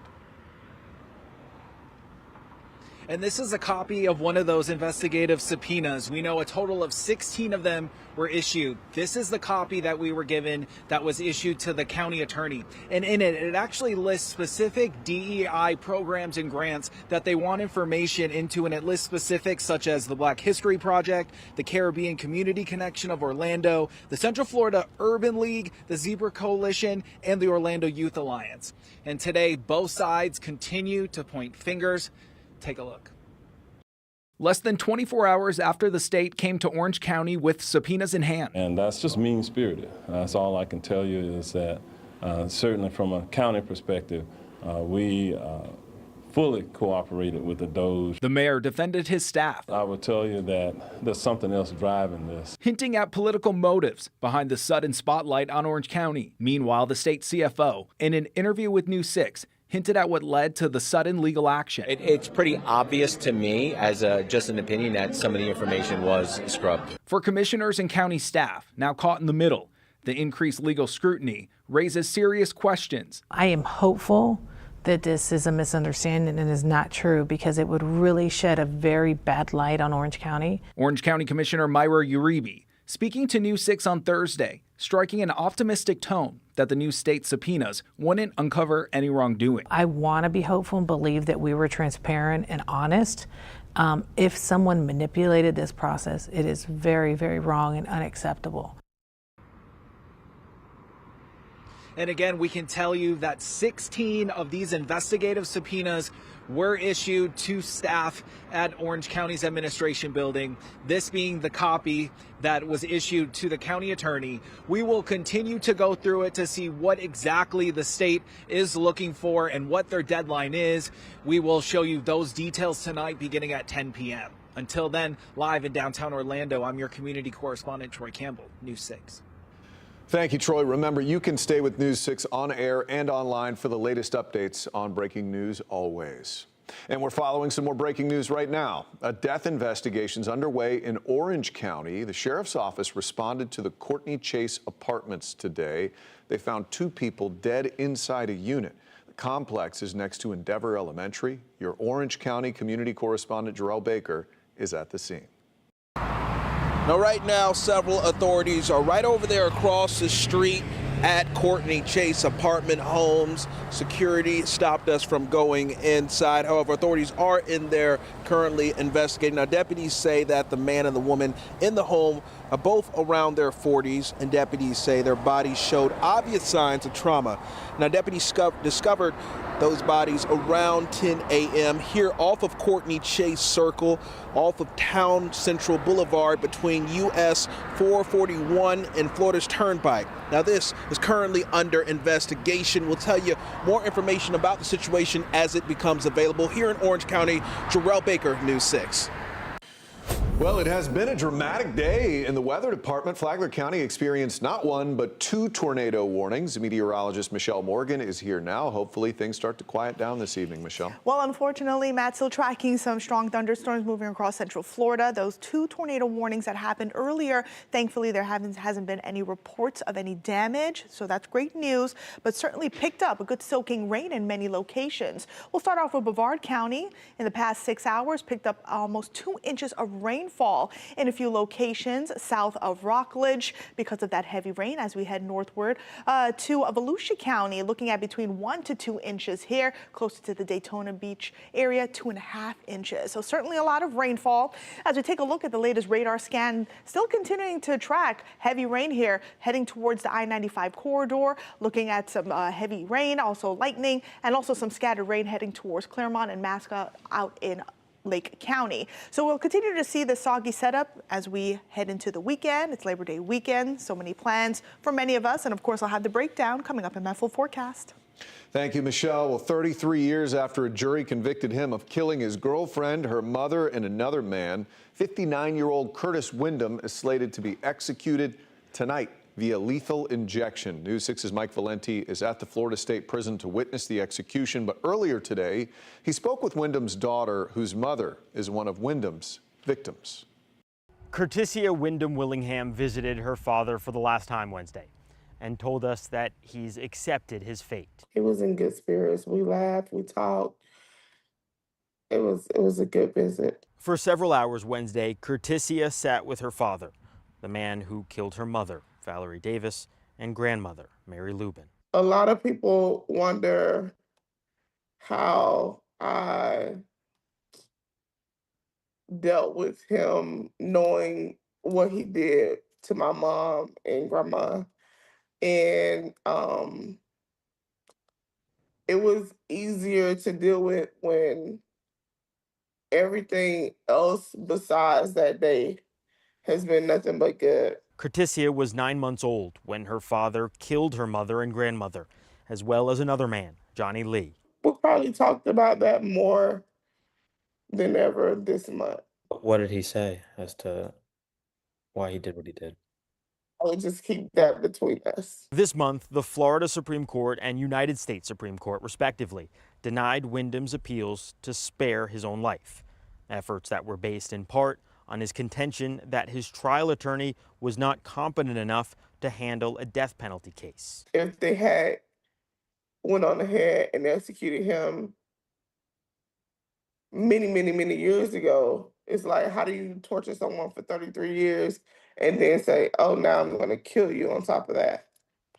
It's crazy to me. Curtisia's relationship with her father has been confined to the Florida State Prison. And like her father, she has come to terms with the practical impact of the death warrant that Governor Ron DeSantis signed this summer. He has told me that death row isn't a way to live anyways. So this may be a blessing in disguise. He's ready. Corrections officials say that Wyndham has been compliant Thursday and that his last meal consisted of ribs, baked beans, potato salad, collard greens, ice cream, a slice of pie, and soda. I'm Mike Valenti, News 6. Well, right now, 167,000 people are under a boil water notice. The city of Melbourne issued the alert today saying E. coli was detected on a routine sample. So people living in Melbourne, Melbourne Beach, Indialantic, Satellite Beach, and any water customers served by the city of Melbourne are impacted by this one. The city says it's important to bring your water to a boil, let it boil for a minute, then let it cool before drinking it, cooking, or brushing your teeth, even washing your dishes. People impacted will get an alert when the tests come back clean. The city thinks it's going to be in about 2 days. Look for updates on clickorlando.com. Thousands of families have been caught off guard by this. Absolutely. Absolutely. A new state law and ruling from the Florida Department of Education is leaving many students with special needs in limbo. News 6 anchor Lisa Bell has been looking into this for us tonight. Yeah, Matt, for years, disabled students have received what's called a certificate of completion after finishing their K-12 education. Under this new law, those certificates are going away. Now, all students will get the same high school diploma. I spoke with one family who says this decision is raising concerns for thousands of kids and their futures. And then part of your job is to shred the paper here? Mm-hmm. Every Thursday, Wills Van Bergen, who has Down syndrome, spends 4 hours at the Davie Law Group in Maitland, shredding papers and scanning documents. It's a job he landed after finishing high school and a vocational program at the University of North Florida. So the program that he attended at UNF, he could not have attended if he had had a standard diploma. Amy Van Bergen is Will's mom. She says most job training programs for people with special needs specifically require a certificate of completion. The way that the program was set up, it was based on this special diploma track. But a new state law has eliminated those certificates effective immediately. Now every student will receive the same high school diploma. Usually when you have a major policy change like this, the State Department of Education likes to host public meetings, give opportunities for feedback from both internal and external stakeholders, and that really didn't happen at all in this process. Van Bergen says many parents are worried their children will now fall through the cracks. There probably won't be guidance for at least a year, so what happens to this year's graduating class? While many vocational programs will also need better guidance from the state to update their admission requirements, so students like Will's can get the training they need.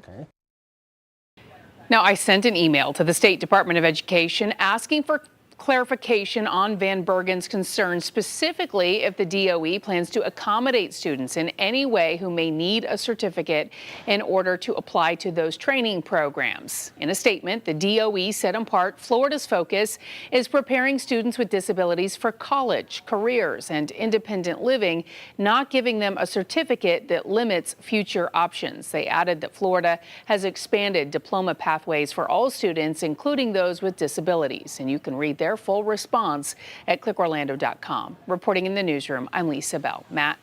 Interesting story, Lisa. Thank you. Much more coming up on News 6 at 6. Crosswalks will be repainted in Seminole County, but not all of them. Community correspondent Kat Silver looks into the projects that will remain in place and why.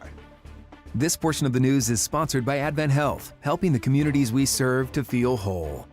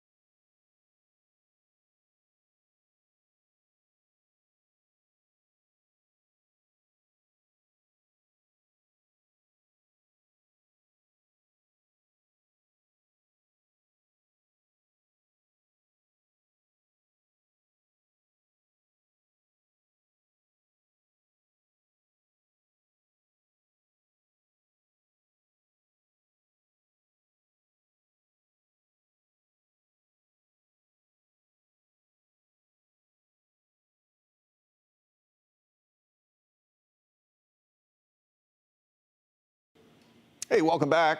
Well, the ongoing fight over crosswalks and paint colors on crosswalks has work crews working overtime to try to keep up. I apologize, this is the wrong video, but not all projects are getting repainted. One Seminole County project includes bright green markings, and it might just be okay. Our Seminole County community correspondent, Catherine Silver, set out to find out more. From green to black, the change in color at crosswalks like this one in Seminole County is a direct result of a request from the Florida Department of Transportation. Because they're green? But it's not all black and white. While FDOT is removing color in some areas, here it is using bright green to mark the new bike lanes along State Road 46. And we weren't the only ones who noticed. I'm not sure how our crosswalks with the green hashing is any different than the green paint. County commissioners had their own questions. I want to understand, does the state believe that the green coloring and the differentiation is in fact a safety mechanism or not? We asked FDOT to explain. I was following up on an email I sent you about the green bike lanes going in on 46. While the agency gave the county a quick deadline for their request to repaint, it has so far been slow to answer our questions. Commissioners shared their own understanding of the updated guidance. The sides of the roads the state perceives with their new code as being exempt.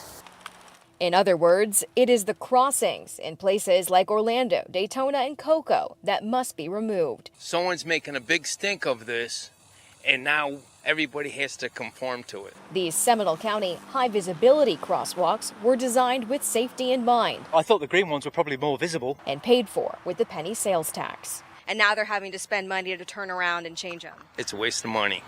I think we owe it to our taxpayers to have a clear, especially during this budget season, clear understanding this is yet another cost that's falling on our taxpayers, that we just spent money following the state's protocol, that we're turning right around and spending more taxpayers' dollars to reverse that. The county manager says he is keeping track of exactly how much they're spending to remove the green. And there is an appeal process through the state. Ultimately, it would be up to commissioners to decide if that's an avenue they want to pursue. It's likely it's just cheaper to comply. In Seminole County, I'm Catherine Silver, News 6. To Volusia County now, as we take a live look over Daytona Beach. City officials say the boardwalk beach access stairs, which have been under construction, should be finished by the end of the month. The city manager says crews are currently in a holding phase while they wait for some stuff to come in. Another staircase is on pause due to the turtle hatchling nest there.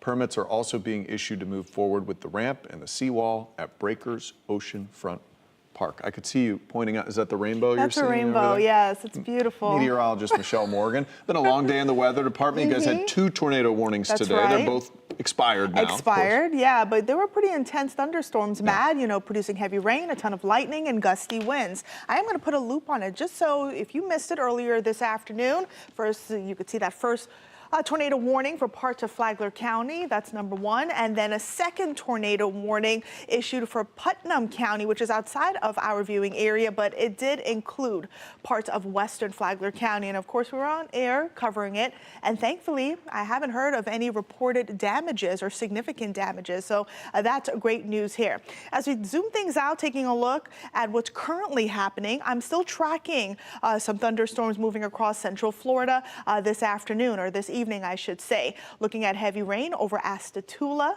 Umatilla, also Mascot, getting good soaking rain along Highway 50 and the Turnpike. Heavy rain is heading towards Claremont in about 5 to 10 minutes, so watch out for that. As we head eastward, most of the shower and storm activity staying south of Orlando. Bithlo got a good soaking rain. And as we head towards Oak Hill, light showers for you at the moment, but about 5 to 15 minutes, you should see heavy rain in your area. And New Smyrna Beach getting a good soaking rain at the moment. So we'll continue to see on and off showers as we wrap up our Thursday. Live look outside downtown Orlando, lots of clouds. We saw a daytime high of 92 degrees. Really didn't pick up any traceable rain at the moment. Again, we're still kind of early, so we'll have to see what the day holds as we wrap up the day. But here's what you need to know. We'll continue to see on and off showers through your Thursday. A soggy weekend ahead for those of you that have any outdoor plans. It's Labor Day weekend, so of course I'll have that forecast, and I am monitoring one spot out in the tropics. No tropical concerns for us here. Temperatures are in the upper 70s in those areas that received rain. Cool them down, and lower 80s in other spots. It is breezy, getting wind gusts again out of the east and west between 5 to 20 miles per hour. So here's a look at your hour-by-hour forecast for the rest of today. Sponsored by Strata Air Conditioning and Heating. AC emergency, you ought to call Strata. This forecast featuring Zoe, sent in by Steve on clickorlando.com. Such an adorable dog. Love watching us here on TV, hanging out with her pop. We're looking at 83 at 7. Going to keep the rain chances high, and at least the rain chances high through 9, and then rain chances dwindling as we get closer to midnight. So tomorrow's planner starting off dry, then rain chances going up between 50 to 60%. Scattered downpours are possible, where many spots could pick up between 1 to 2 inches of rainfall, but it will be toasty with our highs in the upper 80s along our coastline and then lower 90s across our inland spots. So let's go ahead and talk about timing.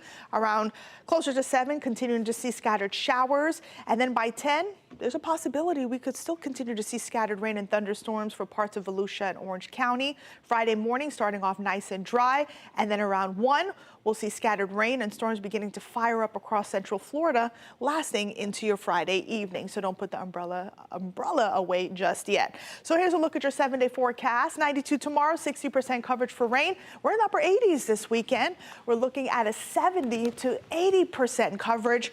We're going to have another front move through, a warm front bringing some widespread rain, some breaks here and there. And then on Labor Day itself, we're going to keep the rain chances high, sitting at 70%. It's a rainy, rainy weekend, my friend. All right, thank you, Michelle. Well, the countdown to kickoff is almost up. We go live to UCF and join Sports Director Jamie Say. She was soggy out there last time we checked. Yeah, it was soggy, but the sky's a little cloudy, but the rain is gone, and we've got a 100% chance of football tonight as the Knights get ready to kick off the season against this team, Jacksonville State, from the state of Alabama. Knights also kicking off the second Scott Frost era. A breakdown of this matchup is coming up next.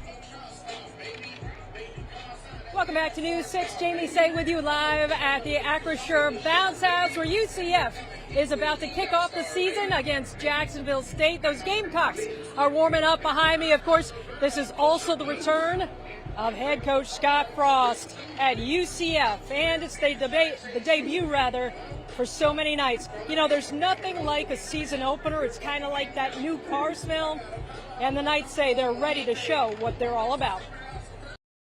You got to wait 8 months to snap a ball again. You get tired of playing each other from spring and get tired of playing each other in fall camp. You just want to hit another color, strike another color. I feel like we've trained well, but everything changes once you're out there on the field. And I just want our guys to be ready to attack, play with no fear of failure, and just play hard. Just get out there, back out there with the guys. It's a new team. I know what they can do. I'm just ready for you guys to see it. Knight Nation is anxious for improvement after last year's 4-8 record. There's so many faces on this team, 63 new players, including tonight's starting quarterback Cam Fancher. Frost, of course, a familiar face. He went 19-7 overall in his first stint as head coach. As for Jacksonville State, well, the Gamecocks are a mystery. They won 9 games and made the Cure Bowl last year here in Orlando, but that was under Coach Rich Rodriguez, who left for West Virginia. Charles Kelly is the first-year coach now. He used to be Florida State's defensive coordinator. Jacksonville State starting its 3rd season as an FBS school, but I'll tell you what, UCF is a heavy, heavy favorite tonight. We're not 100% sure what they're going to be lined up in and what they're going to be doing. They're probably not 100% sure about what we're doing. Going to a game like this, and it's a little harder to scheme somebody else up. Kind of becomes just more line up and do what you do and play ball. Just go out and play ball. Kickoff is at 7 o'clock. We'll have highlights tonight at 11. Live at UCF, I'm Jamie Say, News 6. Guys, back to you. Football is back. We'll see you at 9 o'clock on Clicko.